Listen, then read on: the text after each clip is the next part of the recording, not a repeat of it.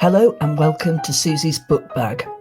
Just a mini this time, but I wanted to welcome an extraordinary new publication into the world and to wish it all the best. And it is this marvellous thing here, the Aftershock review. Beautiful pink and purple colours. This has all been designed and put together by an amazing person, my friend, the poet Max Wallace, who I've known for a very long time. The story behind it is absolutely incredible. He has put it together. It's a poetry magazine, new poetry magazine, and he's put it together over just over a year from a very dark place indeed. I met Max a long time ago. He was shortlisted for the Polari Prize when I was a judge. And I just thought his work was amazing and he was amazing. We kept in touch.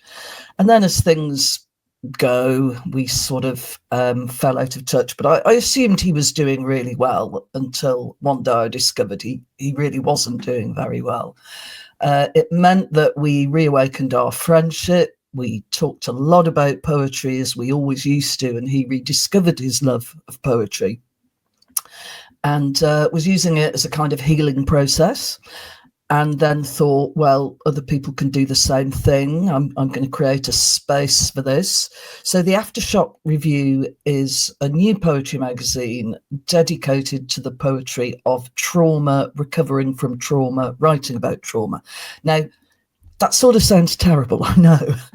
But if you think the inspiration is somebody like Sylvia Plath, who, you know, hers was a very dark story, but the poetry is absolutely amazing.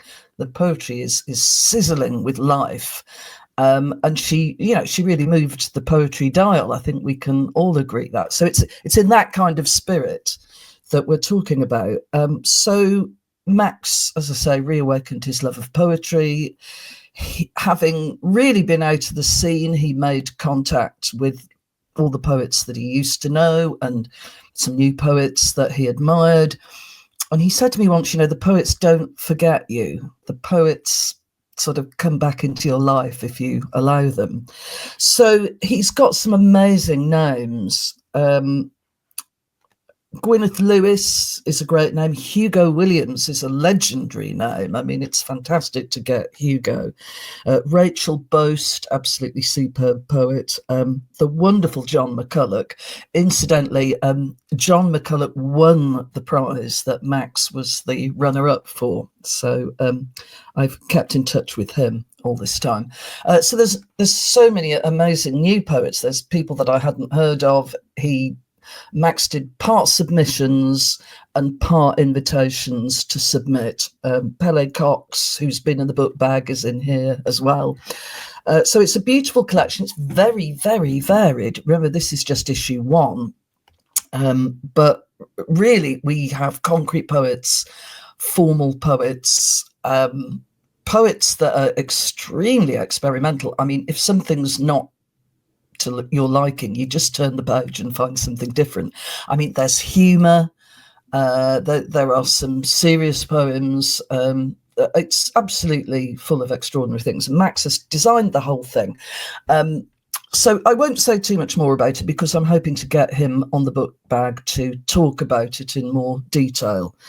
But he has so many plans for the future. And so issue 1, well done, Max. I'm actually in it. This is me, my little short name there. So I'm going to read I've got 3 poems in it. I'm going to read one of them because this was a poem I wrote in memory of my friend, the poet Niall McDevitt.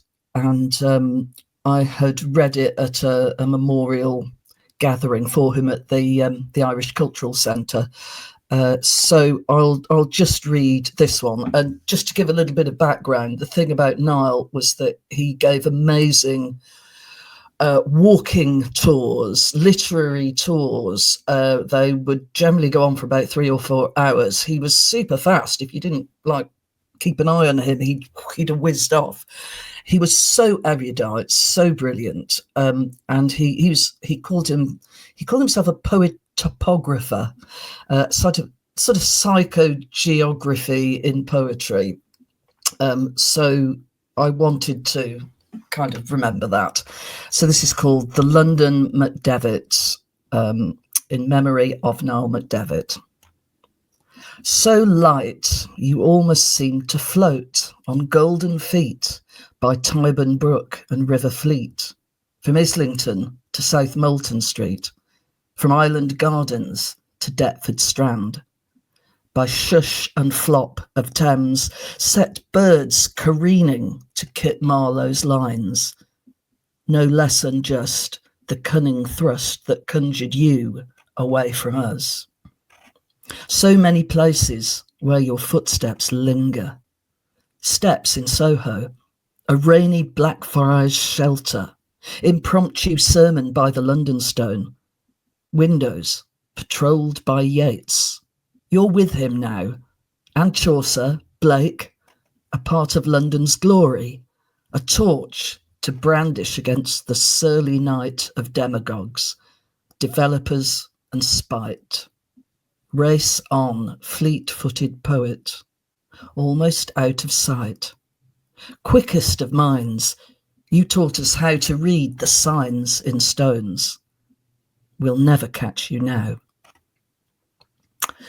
So that was my tribute to the wonderful Niall McDevitt. As I said, I read it at the Irish Cultural Centre, and somebody shortly afterwards came up and said, "Oh, would you mind sending me that poem? I'd love to read it again." I said, "Of course, yes, I'd be delighted." So I emailed the poem, and then she emailed back and said, "Yes, I remember what I like now. I like the title." It's amazing what people say. Anyway, so yes, Inua Ellams, Helen Ivory, Pascal Petit. We didn't quite know how to pronounce that, actually. Joseph Fasano. I mean, amazing collection. If you want to know what's going on in poetry at the moment, or a particular sort of poetry, do get it. There's an aftershock.review.com website.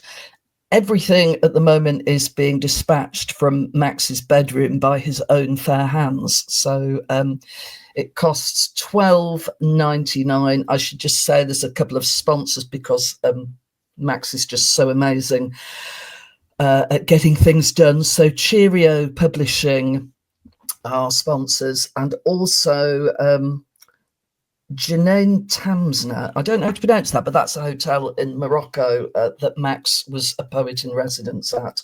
And he also got an Arts Council grant as well. So really from the most extraordinary low ebb a year ago to this production, I don't know anybody who's done anything comparable.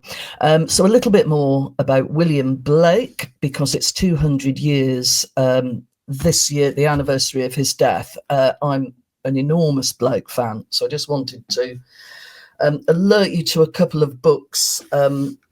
This one I've only just received, Awake, William Blake and the Power of the Imagination. One of his, Blake, as well as being a brilliant poet, was a brilliant artist. It's very rare to have the two.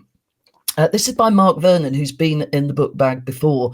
We talked about his incredible book on Dante. So he has an amazing, this is sort of linked to Aftershock, the sort of therapeutic power of literature, something that Mark is absolutely brilliant on. He's going to be appearing at the Idler Festival shortly. This is out in June, and I would say look out for it. I haven't read it yet. I've only just received this copy, but I'm so looking forward to it, and I'm sure we'll get Mark back in to talk. And then I'd just like to say that there's another fascinating looking book, William Blake and the Sea Monsters of Love. This is by Philip Hoare, who's an incredible writer. I sort of read anything that he wrote, really. So he reveals a web of creative minds and artistic iconoclasts fired with the wild and revolutionary genius of William Blake. So this mentions, it weaves in Derek Jarman, I met Jarman, wonderful fellow, years ago. And Paul Nash, the artist Paul Nash. So I haven't read it yet, but I bet that is going to be fantastic. And maybe we'll get Philip Hoare in the book bag as well. Wouldn't that be a treat? So that's just a few things I thought I would bring to your attention, book baggers.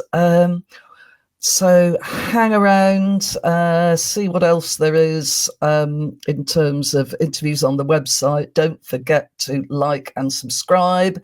And I will see you next time when I promise, I mean, I've got some real live authors to drag into the book bag. We're just finalising dates and times, but I'll have some great interviews for you shortly. So thanks for watching.